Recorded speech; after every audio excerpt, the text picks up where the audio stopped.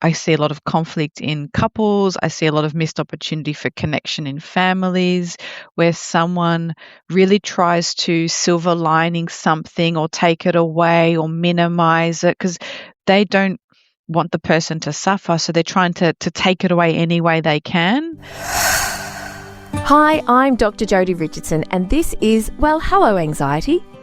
In a world that often moves too fast, we're here to pause, breathe, and understand anxiety together. Each episode will explore practical strategies, share honest conversations, and uncover the science behind anxiety and well-being, all while creating a space where it's okay to not be okay.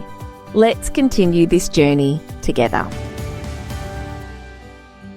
As a listener to this podcast, you know the show is about supporting you and the people that you love through anxiety.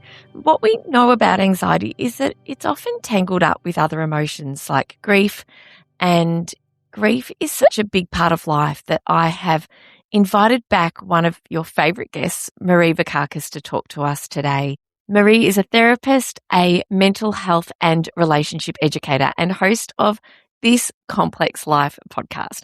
Her passion is supporting people to improve their mental health and well-being by building strong relationships and connections.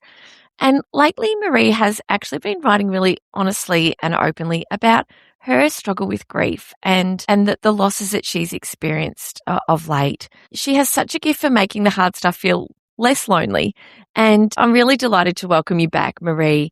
You were days away from flying to Greece for a family wedding, months of planning and saving, and no doubt lots of excitement in the lead up when your gorgeous grandmother became terminally ill. And I know you had to say goodbye recently to beautiful Walter, your gorgeous fur baby. So you've been hit with a couple of really big losses lately, and you have been sharing openly. And I wonder if you could start by sharing with us a little bit about what's been happening, and a very warm welcome back, by the way. Thank you. Thank you. And it's such a difficult balance to find around sharing personal things while also being a therapist. And I guess one of the things I often think about in supervision is how much do we share that feels useful to someone else, because I don't want my clients listening and thinking, oh, poor Marie, and worrying about me. And so something like grief feels like a really shared human experience that feels appropriate to share just little glimpses of, because it's something we will all inevitably face. Like everyone will die at some point, and everyone in our lineage, all of our ancestors have passed away. I mean, we come from a long line of dead people. That's the truth. And we don't do it well. We don't talk about it often. And yeah, I thought I'd share little bits of that with my audience and with my listeners on my podcast and in the local newspaper that I write for. So even your intro had me like holding back tears. It was like, oh, when you say it like that, it feels really sad. But yeah, so I had the anticipatory grief. My grandma was really unwell with dementia in a nursing home for a number of years. And so that was an extra level of complexity, I think, for my heart and my brain. And yeah, there was quite a bit going on during that time. No, there really was. And I thank you for sharing, and I understand what you said about being a therapist as well. And depending on how a therapist works, they may or may not share personally about their own life. And I had a therapist for a long, long time. He was a psychotherapist, and he shared very little with me, very little. I didn't really know much about him at all. And I do remember it was very significant because with my depression at the time, Peter and I postponed our wedding. I was in no state to be thinking about planning a wedding with my mental health the way it was. And I arrived at our therapy session one afternoon, and he said, "You'll notice I'm wearing a wedding ring. I got married on the weekend." And he said, "And I know that could potentially bring up some big emotions and some big feelings for you, given what's happening at the time," because I was devastated to be in the place that I was in, of course, and the wonderful things in my life were put on hold. And yeah, and so he shared just that little bit, and over many, many years I learned a tiny couple of other little details. But I think it's really brilliant that you are sharing, not just for those that get to read what you write on LinkedIn and in the newspaper and listen to your podcast, just for all of us here on this podcast and for your clients as well, because it is a really big part of life, and it's often something that people just don't know how to talk about it because they might worry about affecting the other people that they share it with. People don't always know what to say. And it's something that can last for a long time, isn't it? It's not like you've stubbed your toe when you're in pain, or you've broken your toe and you're struggling for a little while. It can come and go in waves. And so, yeah, I'm super grateful to you for having this conversation with me today. Thank you. You're welcome. Tell me, with the writing that you've done, one of the things that I read that you wrote was that grief is love with nowhere to go. And that really struck sort of a chord in me. And I'm experiencing anticipatory grief at the moment. My dad's health is not great. It's really declining.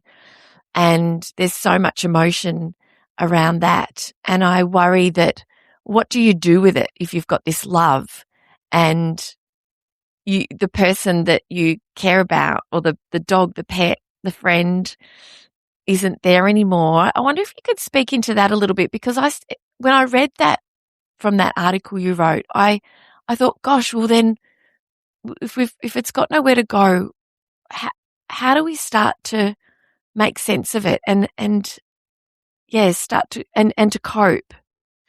I mean, that's such a big topic, and I think people have been grappling with grief and loss and life and mortality for as long as we've been around.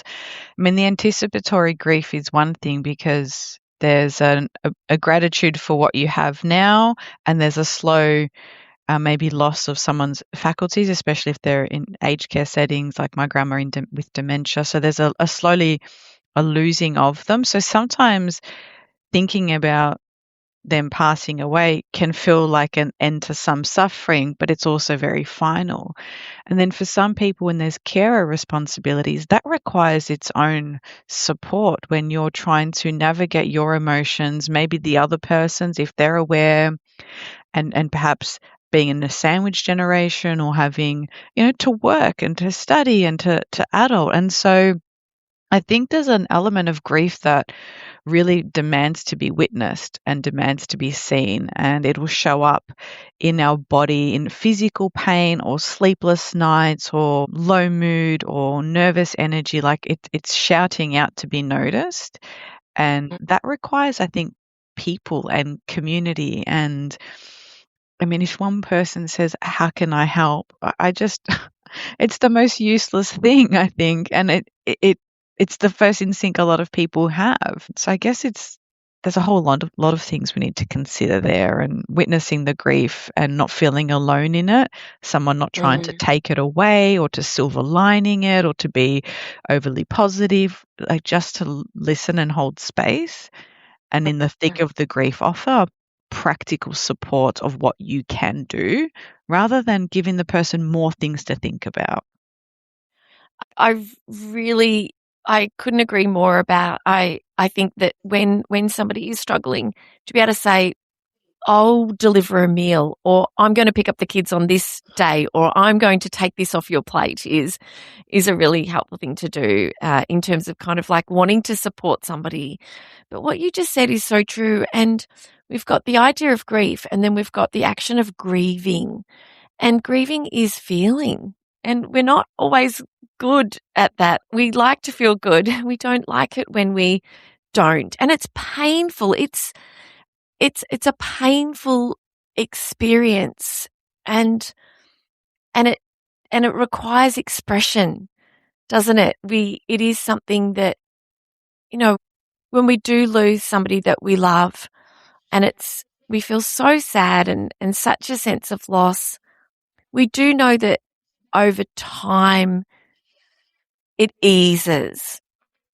But in the moment, do you find that with the patients or the clients that you see in your experience just as a human, that people find it hard to feel the feelings that come up, and that it can almost extend the pain.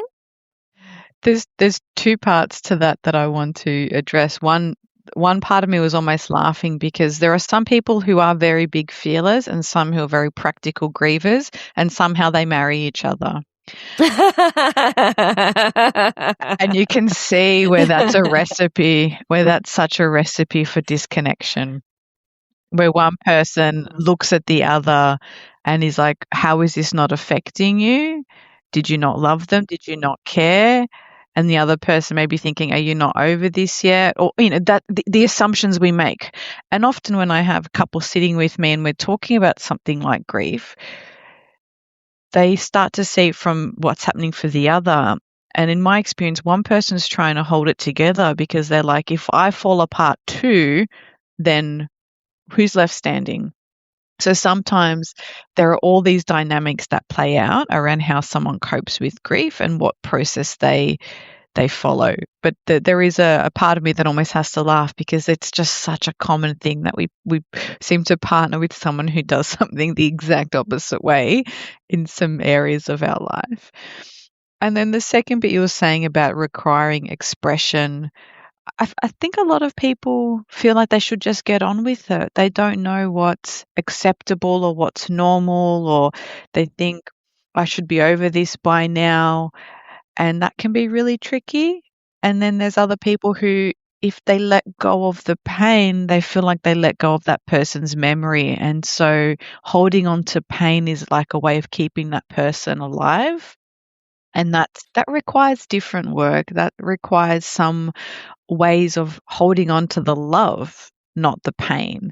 And, that can add a lot of layers of complexity when someone's trying to make changes in a physical way, in a physical environment, or decluttering or moving pictures away, or, even decluttering digital photos or videos, or untagging people. Like, there's quite a process around that can be really helpful to have that support, whether it's friends, a support group, a grief group, a therapist, to navigate those things as they come up. For someone, it could be 6 weeks later that they're faced with this, and someone else, it might be a decade later. And I think that's important there's no pathway, there's no exact map of timelines. No, and there's no one way or right way to go through something that's painful. And like you said, we're so individual, and I do laugh because Peter and I could not be more opposite in so many ways. And we look at our couple friends and he'll say, she's you and I'm her, or I'm her and you're him. And we kind of, can see where the opposites are in the people that we know. And hi, it's Dr. Jodi, and I am so excited to invite you to join me for a live recording of this very podcast, Well, Hello Anxiety. The date of our live recording is Saturday, the 25th of July, and my incredible guest on the day will be Carly Taylor. We would love for you to join us, but tickets are limited. So be sure to head over to thelight.com.au to grab yours, or check the link in the show notes. And I think you're right. I mean, I know you are in what you've just said about the potential guilt that can come up if you've been grieving the loss of someone or a pet, and then you might find joy in something or laugh, and the people feel, oh, hang on, I shouldn't be laughing. Even there's a lot of those moments, even at a funeral, aren't there, for someone, when you're reflecting and laughing and sharing memories and reminiscing. And sometimes people find it a bit confusing, don't they, is to kind of like, I've got this deep, deep sadness, but then other things in my life are bringing me joy, and I feel conflicted because am I maybe dishonoring the person by feeling joy right now when I'm so saddened at their loss? And it's so confusing, Marie. It's so confusing, isn't it? It really is. And the examples you gave, I've kind of had a bit of those where my dog passed away, and then I thought, well, I'm still in the routine of having a pet, so I chose to foster another dog, and she was a little gremlin. But at the same time, I felt like I was using that space in my home, in my life, to save a life. Yeah. But then when things were really good, I was like, oh, I feel I can't love you. I can't fall for you. I'm not ready. And so that I had that feeling. And with my grandma, all the cousins were gathering around her bedside, or her children. We had phone calls from people overseas, and we would laugh and we would share funny stories about her. And so that was a different type of joy, because I could look back and think she would love this. She would love that we are all on speaking terms, that we're all together. She'd probably even tell us not to fuss. But that felt nice. Like, they felt like really appropriate things to share and tell stories. And we learnt about, different parts of her life, that maybe one person had one story and someone else had a different one. And, so that feels different. It's not like I can just go and replace my grandma. But yeah, with the dog, it feels, now I've adopted a new dog and I'm like, oh, it feels really conflicting. There's moments where it's like completely normal, and others I'm like, oh, you had a brother that you never met. I'm like, well, that's really weird. And it's just, it comes and goes. Yeah. And it does, and I think too that it can be something that we want to kind of wish away, like, because it's so painful and it's difficult and it's it makes us feel so sad. But also it's a real sign that we loved so deeply, and we had this connection with this person or with this beautiful animal. And I keep coming back to animals as well, because I'm a huge dog lover like you, and we've said goodbye to pets, many pets, and it's terrible. And you sort of feel at the time like, I can't do this again. I can't have another one. I can't go through this. But time doesn't heal all wounds. I don't necessarily believe that to be true, but things do get easier with time. But there's no time frame that is right for grieving, isn't it? Is there? And it can be so different for different people. And I know it's been maybe a few months since you've lost Walter, said goodbye to Walter, and it can still come up. Depends on what you're doing, I suppose, with hearing about other people maybe experiencing a loss, or watching a particular movie. I mean, I can't watch any of those movies with dogs. It's like lost dogs finding their way home, dogs. I just can't watch them. But I was like that beforehand anyway. You were like that beforehand anyway. Yeah. Do you find that some people struggle to understand the grief around losing a pet as opposed to losing a person in your life? In general, perhaps, but I've had really supportive conversations with friends. So I think my personal experience, maybe that's just the friendship group that I cultivated, but I felt really supported, and I had some friends, send flowers and write cards, and one person bought me this beautiful glass rainbow. I don't know if you've heard that. What is it, like? There's over the Rainbow Bridge. So there's like a little poem about, where dogs go when they pass away. So just like a little memento. So I thought that was really beautiful. The hard thing with family is when it's a family loss, everyone kind of needs support. So it's like, well, how do I support you when I also might need your support? And if I ask you how you're going, are you going to start crying? And then I'll start crying, and so it's I think it's difficult. And when you say it doesn't go away, it actually never goes away. And when it comes to a loss of, I'm thinking, a person who's quite important in your life, you kind of also think about them when you celebrate something. And I remember having conversations with clients about this, where they've lost a significant figure, so like a parent, for example, and that never goes away. Like, some of them have maybe lost actual memories of them. They were so little, but they still grieve what could have been. So when they've moved in with a partner or get married or expecting a child, that grief will come up alongside the happiness, because they think they would be so happy right now, or I wonder if they would be proud of me, or I'd love to share this with them. And so it doesn't go away. And often when I normalize that for people, that those occasions will come hand in hand, it doesn't feel as scary. It's just oh, okay, so maybe I wear waterproof mascara on those days, or I give myself permission to have a moment and say this is what they might say if they were here, and that's the witnessing. It needs to be felt. Yes, it's the people around us are so important, aren't they?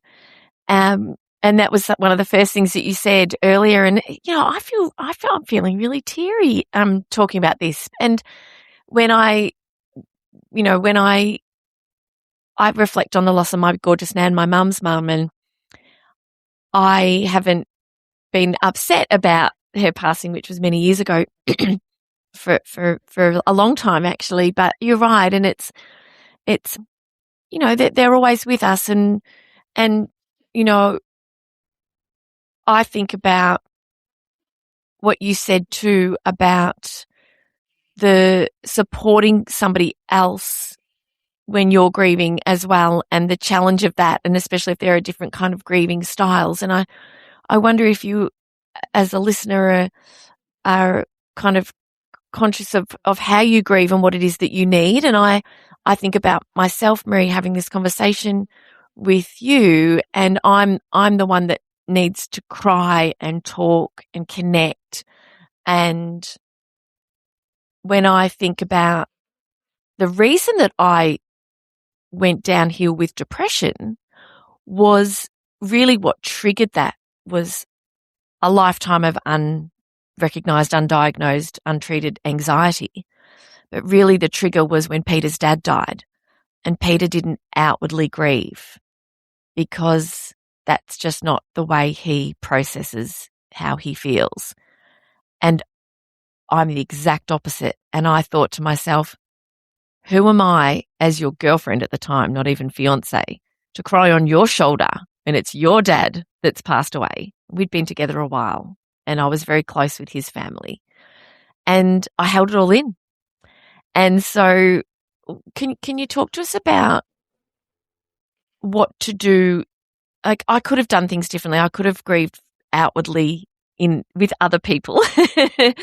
And I think about those that are listening and or might find themselves in a situation where they don't feel that they can outwardly grieve and express how they feel because of the circumstances, and what might be really helpful for people to consider putting into place to really support themselves. You did say earlier, talking to friends, even seeking a therapist, even connecting with someone like yourself, and having a place to process.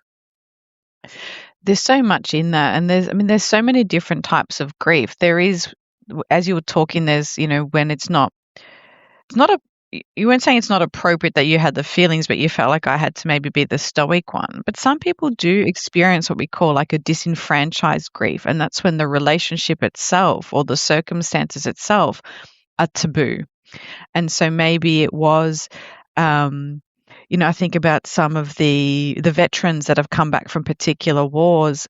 If that war was a contentious political issue, they might not feel as able to process the trauma and the grief and the things they witnessed because it's seen as something they shouldn't have been involved in, for example. Or maybe you had a secret relationship with someone, and so it's like, I can't grieve them publicly because no one knew we were supposed to be together. So there's a type of grief where you feel really pressured to keep that alone, or in some countries where it's still seen as very taboo if someone takes their own life, it might change how the family can grieve because of the stigma that exposes them to. So I don't know if there's a perfect way, but what I do know personally, and what I've seen in people, we underestimate the impact of grief on a physical level and on an emotional one. And some people think they're having a heart attack, or they're under the weather with the flu, and their body's just grieving. And so it will show up somewhere, and I don't know what the right way for everybody is. Some people tap into culture, to religion, to faith. There's different ways that you can talk to or reminisce about journal, prayer, talking to a friend. I mean, it's very different for everybody. Mm. And even just in that response, there are lots of alternatives for people to consider, but to know that it is significant. It is significant, and having lots of compassion for ourselves. It's really human, and finding what's right for you, understanding what it is that you need, I think is is something that we learn as we go through these challenges, aren't they? We don't necessarily know what we need until we're in the middle of it. But I wonder if I was to say, well, I'll ask you the question, what's one of the most important things that you've learned in your experience? You're a therapist, you're a mental health advocate, you have a podcast called This Complex Life, you speak to people about complex challenges and relationships and mental health hurdles that they're facing. And in terms of what you've learned about grief, there was sort of one thing that you could share with people that you've learned that's supported you. What would you say to that? I mean, I'm a big food person, so if anybody wants to send me hampers of food, go for it. But the underestimated skill, and I think if I had $1 for every time I was shouting this, is to empathize and validate. And that's where I see a lot of conflict in couples. I see a lot of missed opportunity for connection in families, where someone really tries to silver lining something or take it away or minimize it because they don't want the person to suffer. So they're trying to take it away any way they can. And that does not allow the person to feel seen and heard and witnessed. And so I think I've had a few families where there've been losses, let's say a miscarriage of a very much wanted pregnancy, and they just want their partner to say, I get that you're upset by this. Not, we can try again or whenever you're ready. And, marking those anniversaries. And I hear mums will say, oh, that they would have been this old. But then if I think about that, then am I feeling bad for the child? It's like they just want someone to say, it makes sense. That's all these things can be true at once, instead of why are you still thinking about that? That's happened so long ago. Or, so just empathize and validate. You don't have to agree. It doesn't have to be your truth, but you're acknowledging that for that person, what they're feeling is 100% real. You can't deny their feeling. And we try to deny it. We try to convince them out of it. And it's like, that's their feeling. They feel that way. That's it. It is. I shout that from the rooftops too. And I love that was your answer to my question, because, and what we know too is that empathy and validation does not come naturally to everybody. It does for me. I know it does for you. My immediate response when somebody is in pain is to say, I am so sorry that you are going through this right now, and to just really validate. And it's natural for me. Peter and I had a really big disagreement 2 nights ago because I came home from the hospital and just said, I'm just so sad about my dad. I'm just feeling so sad. And we've talked a lot about this over the years. It's just not the way he was raised. It's not in his DNA. He's learning. He gets it. He's able to validate a lot of the time. He didn't on this occasion. I wasn't very happy, but we came back together to talk about it and to say we it's not a reason not to share. But yeah, you just want somebody to say, I see you, I hear you, and I think let's talk about this. Why do you think people find it hard to share empathy and validate? Is it because it goes completely against how they would respond, and they're like, well, this isn't what the approach, this isn't kind of my way of coping, and that we often kind of consciously or not kind of try to do for others what we would want for us? Is that sort of part of it? It's really funny because it's actually the opposite. Even your question is asking us to empathize with people who find empathy hard. And so when I'm working with someone, who's struggling to have empathy and express it, they need it from me. And so it's quite funny because they're saying, no, I don't get it. It's not important. And I'm like, it must be really hard to think about something that doesn't come naturally to you. They're like, yeah, exactly. I'm like, that's empathy. But I think it's our discomfort in sitting with what we think are bad emotions or big emotions or feeling helpless. And so when someone says, well, I don't know what to do, sometimes I want to call bullshit, because if you know someone really, really well, you know what they need. You know if they need you to say, you sit down with a book and a cup of tea, I've got dinner, or you know if they need, how about we go for a walk in complete silence, or I'll drive you to the beach, we can watch the sunset. Like you know what they need. So don't play dumb and being like, well, I don't know what you need, you haven't told me, because that just puts one more thing on them. When they need more from you, they've got less to give. So I think and maybe it's because I'm feeling particularly prickly today, I don't know, but sometimes I just want people to just pull up their socks and be like, you know what that person needs. You know, do they need you to make soup? Do they need you to watch a movie marathon? Do they need you to get out of the house and give them space, but, let them know that you've thought of them by leaving a cup of tea or a hot water bottle because it's the middle of winter? So I think we can just find it uncomfortable to sit with big emotions, and then it makes it about us. It's about us and our discomfort. So if I'm saying, oh, but you shouldn't feel that way, it's me trying to convince you because I can't handle it. And so many people are like, well, I'm trying to be helpful. It's like, but if the person is telling you that is not helpful, then you're not being helpful. It's actually serving your desire to be helpful. And you've made it about you again. And that's really hard for people to grapple with. Yes. And I imagine that inevitably, and you're a couples therapist, you see people individually as well, of course, but that it can divide a couple in significant ways if you're not able to meet the needs of the other person in significant moments. And I think about what happened with us the other night, and I was so, and gorgeous Peter, I adore him, and we've been through a lot together, and I've got to give him so much credit for his communication over the years and how that's evolved and matured and how our communication is. However, all of that said, in the moment the other day, I felt let down, and we'd sort of had a chat in the kitchen, and then we thought, oh, we'll go and hop in the sauna, and I thought, I'm going to try again. And he had a couple of other good ideas, and I said, well, you've got lots of great suggestions.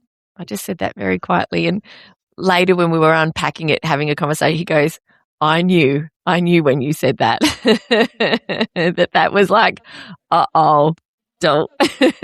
My partner has a saying, he's loosely translated it from Portuguese, that he says, but I find it really funny. He's like, oh, that person really missed the opportunity to stay quiet. And I was like, yeah, sometimes that's true. Oh, gosh. And what you said before is it comes from a place often of their pain in not being able to tolerate the pain of the partner, not necessarily being able to sit with that. It's not always easy, but like you just said, missing the opportunity just to say nothing, just to have a default saying, almost as if you, and you might have to think about it a little bit if it doesn't come naturally, to think about, how can I respond with empathy? How can I just validate what's happening? And nothing else necessarily needs to be said, but we're all a work in progress, and we all bring lots of challenges to relationships. And one of the things I know you've written about is what not to say. And I know that you've, are there any specific examples of things that were said to you? Or I know you've talked about sort of not, painting a silver lining around what's happening and not trying to sort of fix it or problem solve. But are there any particular kind of phrases that come to mind? Anything that usually starts with at least. Yeah. like that doesn't feel helpful. So at least you had them as long as you did, at least blah blah blah. I think that can be really invalidating. If someone tries to compare their grief to yours, different if it's there are some people who, like when I lost my dog, the friends who got it most are ones who've been through that. And that didn't feel like them saying, well, mine was worse. They're just like, I get it. When I lost my pet, it really floored me. So that felt connecting, but it could have easily been gone wrong with someone's like, well, mine died younger or I had two. Or so that comparison, which I did an episode on This Complex Life about grief, and in my research I sort of looked into that a little bit more, and one of the things that came up was maybe for those people their grief hasn't been witnessed enough. And so maybe from a therapist perspective, if I was seeing that come through in a session, I would handle it very different to when it's your personal life. But what I notice has been the most helpful is where people just took initiative to do things. So my grandma that passed away, she was the last one. So I had four, and at different points and in different, I was in different workplaces when each one passed away. And the ones that, were like, just don't even worry about checking your emails. Just take the days off. And in the Greek culture, we do like a 40 days, a 3 months, a 6 months. We have these rituals. And the first day back to work after the 40-day one, for the first grandparents, I was completely blindsided by how much that would hurt. And so with the next one, I was able to know I need to take the next day off. And so you learn a little bit about that, but having people who get it, who don't say, well, that was just a grandparent or that's not considered immediate family, those sorts of things, they're really not helpful. And the practical stuff, like I had, some friends write cards, send flowers, just little things that saying, well, I don't know what to say, but I'm thinking of you. I'm checking in. I've got some friends who, their parents have passed away, and I have a little reminder in my calendar for that parent's anniversary. So I'll message them on that day and say, I'm thinking of you today. And they know what it means. And so showing up in those little ways is really important. It is, and not to be afraid of it, not to be afraid of, because I imagine that there is fear about saying or doing the wrong thing. And like you say about the checking in with a friend on the anniversary of a parent's death, or I have a friend who lost her mum a long time ago, and on Mother's Day I'll check in, especially because it's a conflicting, challenging day of joy for her own family and how her children celebrate her, and grief for the loss of her mum. And yeah, I think this conversation has it's not. I mean, it's an inevitable part of life for all of us, and we learn more about ourselves, as you were saying, Marie, about the anniversaries, about the cultural traditions, with sort of marking those occasions at certain dates and times since their passing, and knowing and learning more about yourself. And I think that it doesn't mean that it's any less painful to lose people, but we learn more about what we need and what supports we might need around us, and maybe if we do need to take an extra day off. And I think that a conversation like this it's a really important one, because and we both were connecting with a post on LinkedIn. Or actually, I think I tagged you in a post in LinkedIn that Tanya Vini Hoyt was writing about anticipatory grief, and that's kind of this idea that, like you said at the beginning, about the kind of the gradual loss and the inevitable loss, that's the impending loss, which is also really hard. And so, is there anything that I haven't asked you that you'd like to share before we sort of finish up our conversation for today? Is there anything you'd like to sort of share with listeners that came from your research or your experience, just before we finish up?